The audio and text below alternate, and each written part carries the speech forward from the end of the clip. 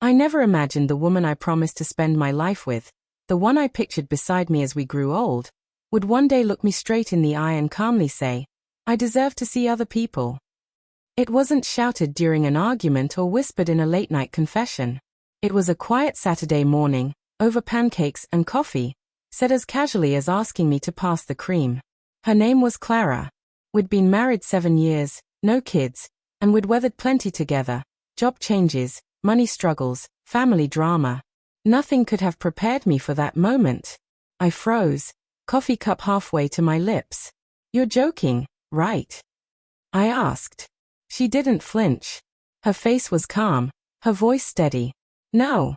I've been thinking, reading, exploring new ideas. Monogamy feels limiting.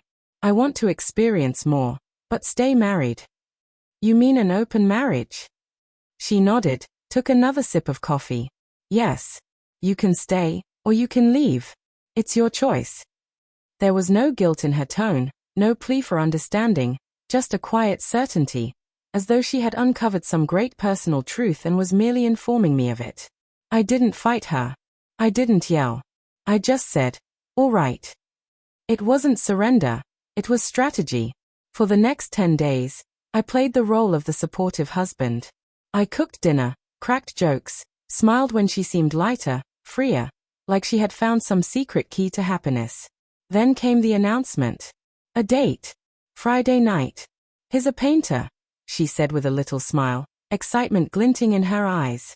"Creative, soulful. You'd probably like him." I didn't ask questions. "Have fun," I told her. I even offered to pick up a bottle of wine for her to enjoy when she got back. When Friday came, she stepped out in a red dress she hadn't worn in years. Her hair was perfect, her makeup flawless.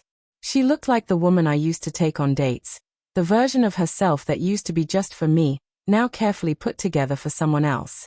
She thought I'd stay home, sulking in silence. But I wasn't just sitting around those past 10 days. I had been busy. I followed the breadcrumbs, her new favorite blogs, her comment threads, her posts, and traced them straight to her date. Marcus. 35. Vegetarian. Curates a local art gallery. And thanks to a reservation made with our shared email, I knew exactly where they'd be meeting, a little bistro downtown. I made the rookie mistake of arriving early. I slipped into a shadowed corner booth, cap pulled low. When she walked in, she was laughing, brushing his arm.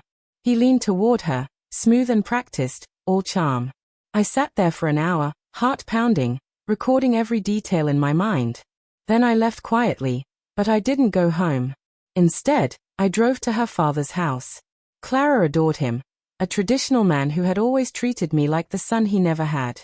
I brought a folder, screenshots of her messages, a recording of our breakfast conversation, even a discreet photo from the bistro.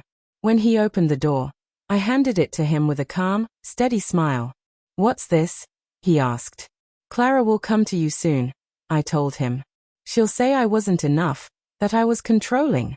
This is the truth before she rewrites it." I didn't stay to argue or explain. I simply left. Then came the last step. I packed everything, clothes, keepsakes, every trace of myself from the house. I moved into a small rental I had already secured under my name. I froze our shared accounts. On the counter, I left a single note. "You told me to accept it or leave. You were right. I'm gone. Lie as much as you want, Andrew." That night she came home to silence. No husband.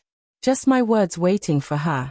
By morning, my phone wouldn't stop buzzing. Calls, texts, voicemails from her and her sister, their voices shaking with panic.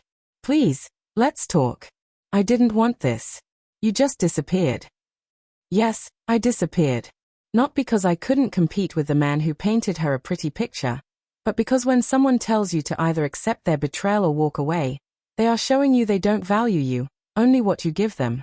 A few days later, I saw her at the mall. She looked exhausted, hollow-eyed. She tried a small, broken smile. "I think I made a mistake," she whispered. I just nodded. "Maybe," I said, and kept walking. Sometimes the sharpest answer isn't a fight. It's leaving them alone with the emptiness they created.